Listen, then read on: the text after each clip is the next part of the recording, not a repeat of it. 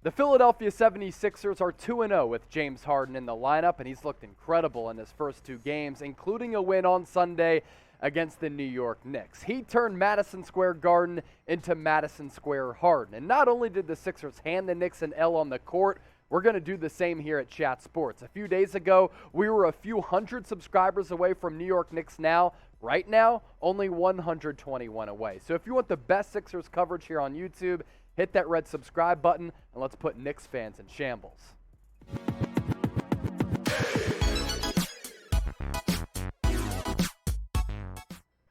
Welcome in to Philadelphia 76ers Now by Chat Sports. I'm your host, Chase Sr., and the Philadelphia 76ers right now are the most polarizing, most captivating, and most interesting team in the NBA because James Harden is here and the beard is turning heads, balling out, playing phenomenal basketball. You take a look at what him and the Philadelphia 76ers were able to do at Madison Square Garden, 125-109 victory on top of what they did in a dominant showing on Friday night in his debut against the Minnesota Timberwolves. The two-man game between Embiid and Harden has been great. Harden has been able to bring the best out of Tyrese Maxey, and Philly was led by those three stars today. Embiid with the 37-piece. Harden turned in 29 points, 10 rebounds, and 16 dimes, one away from his career high. And Tyrese Maxey, for the second consecutive game, was really good as well, playing off-ball while Harden was on the floor, turning in 21 points, 7 boards, and 3 assists. Daryl Morey, in just 2 games, looks more and more like a genius because Harden is cooking. Ben Simmons isn't returning anytime soon, definitely not playing against the Sixers on March 10th, and looks like Philadelphia has won this trade. Now, I put together a list of my biggest takeaways since Harden has made his debut in these 2 games, and really, his impact has been so profound. Across the board, there has been great floor spacing paced by Harden, who really has just spread the entire floor out, and his passing ability. I knew it was an elite trait. It's been even better than I had anticipated. With wings and players, even Joel Embiid across the three-point arc, he's been able to pick and choose his spots and display this great vision. But because guys have been camped out around the three-point perimeter, his passing ability to cutters and his ability, it's really uncanny for him to just find people with this ridiculous sixth sense all across the floor has impressed me so much. The two-man game with Joel Embiid has been awesome to see develop over these last 2 games as well. Embiid has never really played, of course, with a player like James Harden, and Harden has found success with a lot of bigs like Clint Capella, who off the pick and roll dash to the cup and throw down alley-oops and take the occasional good bounce pass from Harden. Embiid has never done that before. He's done that with Harden as a slasher to the cup. He's thrown down some oops. He's taken some great feeds from Harden and finished around the rim, but when he doesn't do that, he just picks and pops right around that free throw stripe. He's able to knock down an elbow J, or he extends his game out to the three-point arc and is able to cash in from distance. I was pretty confident that Tyrese Maxey, who played a lot of two-guard while at Kentucky, was going to be able to flourish with Harden on the floor. He really has. He's been a great complementary piece to Harden in transition on the fast break, taking some of those Harden passes and taking it to the 10 and finishing amongst the trees. But also, Maxey has gotten a lot of open opportunities from distance as well, and he's been able to knock those down. The Sixers right now, as a team, have so much potential. And I'm not overreacting to 2 games because this type of style, it does translate to playoff basketball. And yes, they've been getting to the free throw line a lot, and you can't always rely on that during postseason play. But the floor spacing, the defense, the playmaking, the bucket getting at all 3 levels, the upside is right there for Philadelphia to really take over the Eastern Conference if they continue to stay healthy and play like this.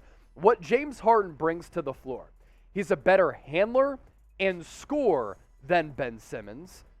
But on the other side of that, while he gives you less defense, he is just as good of a passer as Ben Simmons. And in case you missed it, there is no timetable for Ben Simmons to return to the floor. So Harden's impact so far has been instrumental on this basketball team. Whereas in Brooklyn, they're not sure when they're going to get Ben Simmons back. I had said this at the time, and the point remains true. Because Daryl Morey did not give up Tyrese Maxey or Matisse Thybulle in the deal for James Harden, who, by the way, was the best player in that trade package, they won the trade. That's even more so the case now that Ben Simmons' future in Brooklyn, in the immediacy of the moment, is somewhat unknown. What's not unknown? It's Harden's step-back game. It's straight up glorious. He is able to get a basket from anywhere on the floor, and there was a lot of talk about him being washed, him not being the same player, him seeing his numbers decline, as well as his game. He looks like prime Harden right now. Now, can he withstand this usage rate from here on out until the end of the regular season and into the playoffs? Some might say no. I say yes, because he's getting help from Tyrese Maxey and Joel Embiid. Not so much Tobias Harris, who we'll talk about here in a little while. I want to gauge the audience right now, and I want to see what you're all thinking here. Has Harden been even better than you were expecting in his first two games? I have to type my Y for yes, because he has. I was expecting him to be good. He's been great. Type Y for yes, type N for no. Be sure to get that comment section popping off right now. Speaking of popping off, these James Harden jersey sales are popping off.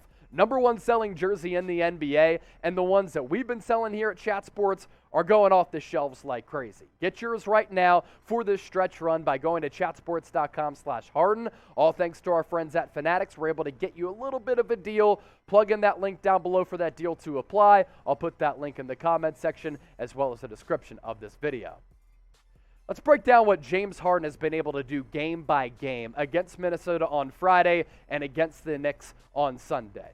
In his debut against the Timberwolves, and a 31-point victory, 27 points, 8 rebounds, 12 dimes, 7 of 12 from the floor, 0 steals. Now, that stat figure there because of what he was able to do against the Knicks when he was good playing the passing lanes, looking engaged and bringing effort on that end of the floor with 5 steals. And against the Knicks, I thought he was even better. A triple-double, his first as a Sixer, one of the best games in all-around scoring column since Allen Iverson, 29 points, 10 boards, 16 assists, 8 of 14 from the floor, and a couple of those trademark threes. If Harden is going to be able to bring this type of offensive production to the Philadelphia 76ers, they're such a dangerous team in the East and such a dangerous team in the entire NBA. And that's why Daryl Morey made this trade.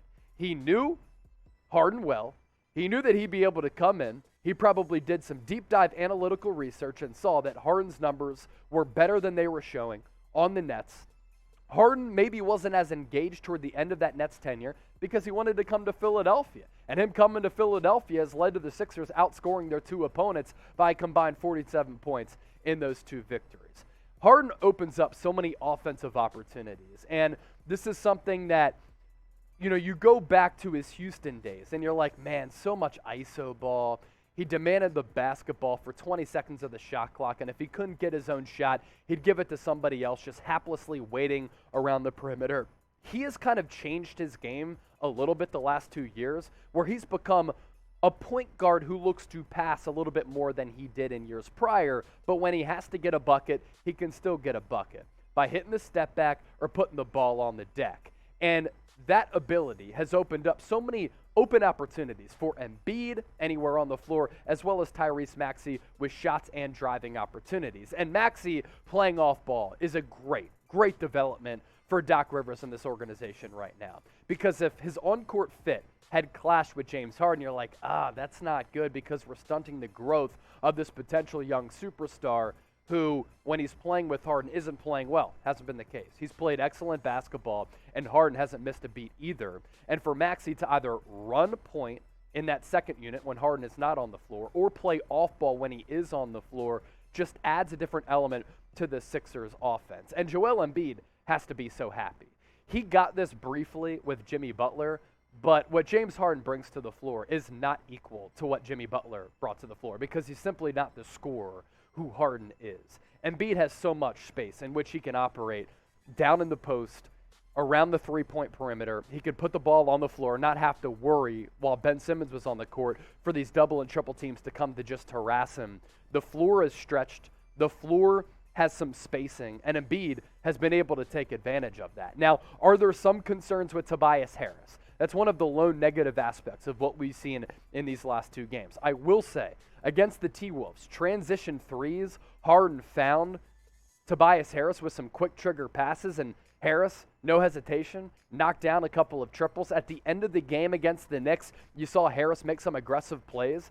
As long as Harden, Maxey, and Embiid are putting forward the numbers that they've been putting on the stat sheet, it doesn't really matter what Tobias Harris is doing. Now, of course, when he's getting paid $35, $36 million, you want to see more production. But as long as you're getting production from those three other players and Toby is giving you decent defense and knocking down occasional threes, I think the Sixers are in a pretty decent spot. Speaking of their spot, where do you think they rank in the Eastern Conference right now after 2 games with the Beard at the helm? Are the Sixers the best team in the East? Type B for best, TBD for, it's too early, we'll see. Once again, chime in, be the judge in the comment section. Thanks for watching today's show, and make sure you subscribe because the Sixers, folks, right now, fascinating team in the NBA. We're going to continue to cover them.